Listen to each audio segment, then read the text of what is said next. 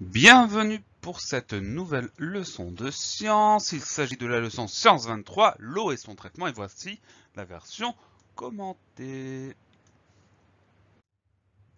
Cette leçon Science 23, l'eau et son traitement, on va faire correspondre trois compétences. Première, je sais d'où vient l'eau potable. Deuxième, je sais ce que deviennent les eaux usées. Et troisième, je comprends l'importance d'économiser l'eau. Allez, on voit ça en détail. Première question, qu'est-ce que l'eau potable? Alors l'eau potable, c'est de l'eau qui est propre à la consommation. Ça veut dire qu'on peut consommer, qu'on peut utiliser pour faire différentes choses. On l'utilise pour boire, pour se laver, pour faire à manger, pour faire le ménage, pour les toilettes, etc., etc. Donc de l'eau potable, c'est de l'eau que l'on peut consommer parce qu'elle est propre, elle est consommable. Deuxième question, d'où vient l'eau du robinet? Alors, bonne question. L'eau du robinet vient de deux endroits. Soit elle est prélevée dans une rivière ou un fleuve, soit dans des sources souterraines, ce qu'on appelle aussi les nappes phréatiques, chose qu'on a vu dans la leçon précédente.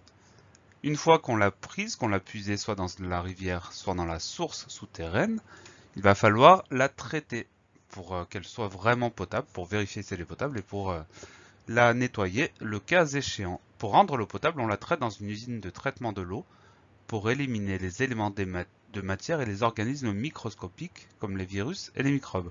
Donc, en résumé, l'eau, pour la rendre potable, on l'envoie dans une usine de traitement. Dans l'usine de traitement, il y a différentes étapes. Alors là, le petit document s'est affiché sur la droite. On a le dégrillage, le tamisage, la floculation, décantation, la filtration sur sable, l'ozonation, la filtration sur charbon actif, la chloration, et enfin, elle est stockée dans une grande réserve, ce qu'on appelle un château d'eau. Ce qu'on retient, l'eau, elle est prélevée dans la rivière ou dans la source souterraine, et avant d'arriver chez les habitants, elle est nettoyée. Pour ça, elle est envoyée dans une usine de traitement, où on va enlever les gros déchets, les moyens déchets, on va éliminer les virus et les microbes, et pour qu'il n'y ait pas de problème pendant son chemin jusqu'à chez vous, on va y mettre du chlore suffisamment pour tuer toutes les bactéries, mais pas trop pour qu'elle soit toujours potable. Donc l'eau, on la traite dans une usine de traitement. Il y a différentes étapes avant que l'eau potable n'arrive au robinet du consommateur, le captage ou le pompage de l'eau dans un cours d'eau. Ça, c'est ce qu'on a dit tout à l'heure. Donc, on prend l'eau soit dans la rivière, soit dans le fleuve, soit dans la nappe phréatique, dans l'eau souterraine, dans la source souterraine. Ensuite, on la traite, c'est le traitement, et ensuite, on la distribue jusqu'aux habitations, c'est la distribution. Donc, on la stocke dans un château d'eau, et ensuite, l'eau est envoyée dans les habitations, dans les usines, dans tous les endroits où on en a besoin. À chaque étape, la qualité de l'eau est contrôlée. L'eau est déclarée potable quand elle peut être bue sans risque pour la santé. En France, on a la chance que l'eau soit très souvent contrôlée.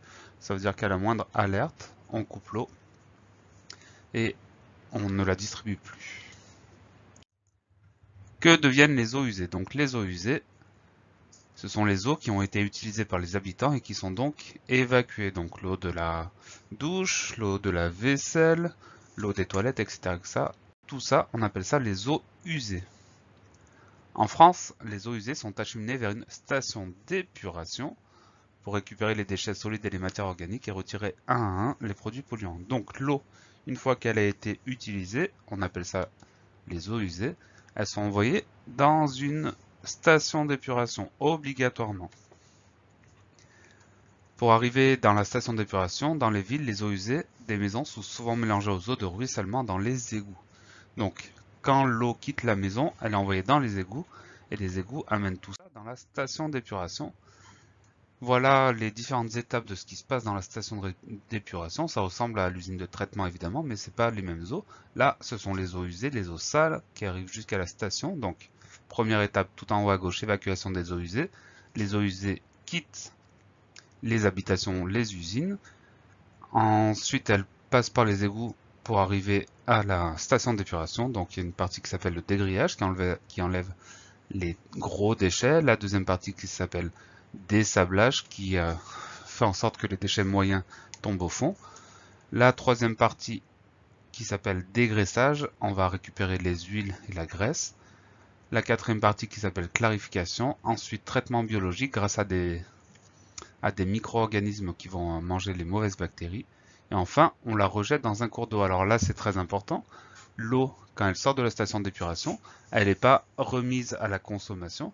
Donc elle ne revient pas directement dans les habitations, elle est rejetée dans un cours d'eau. Donc soit dans une rivière, soit dans un fleuve qui passe à proximité. Et elle rejoint le cycle naturel de l'eau. Elle n'est pas remise dans le circuit de consommation d'eau. Ça, c'est une erreur qu'on fait parfois. Donc les eaux usées, elles sont traitées dans l'usine, dans la station d'épuration, donc on dit qu'elles sont épurées, et ensuite elles sont renvoyées dans la nature, dans une rivière ou un fleuve, dans un cours d'eau.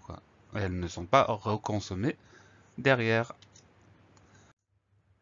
Comment peut-on économiser l'eau? Alors, économiser l'eau, c'est très important parce que l'eau potable est un bien très précieux, car son nettoyage est long et compliqué. Il faut donc essayer de l'économiser. En France, on a de la chance d'avoir de l'eau courante dans toutes les maisons, de l'eau potable dans toutes les maisons. C'est pas le cas dans certains pays. Donc, attention à l'eau. C'est un des biens les plus précieux de l'humanité. Donc, nous, en France, on va essayer de pas trop en dépenser. On va essayer de faire des économies d'eau. Et la deuxième raison aussi, c'est que l'eau, on la paye à la maison. L'eau est payée par les habitants. Donc, plus on l'économise, moins ça coûte cher. Pour l'économiser, il y a plein de petits gestes très simples. Si on a le choix entre une douche et un bain, il vaut mieux prendre une douche, ça consomme moins d'eau. Quand on se savonne, qu'on est sous la douche, on coupe l'eau. Quand on se lave les dents, on coupe l'eau. On la laisse pas couler pour rien. Et ensuite, on a vu également que manger moins de viande, ça fait baisser la consommation d'eau parce que pour obtenir 1 kg de viande, ça consomme énormément d'eau, ce qui est nettement moins le cas si on mange des légumes de saison, des légumes qui sont cultivés proches de chez soi. Donc manger moins de viande, ça permet au niveau plus global, plus mondial, d'économiser l'eau. Donc on retient aussi que l'eau, il faut l'économiser, c'est très important, et qu'il y a plein de petits gestes très simples pour réussir ça. J'espère que vous avez tout bien compris, que tout est clair pour vous. Je vous donne rendez-vous très bientôt pour une nouvelle leçon, et d'ici là, travaillez bien.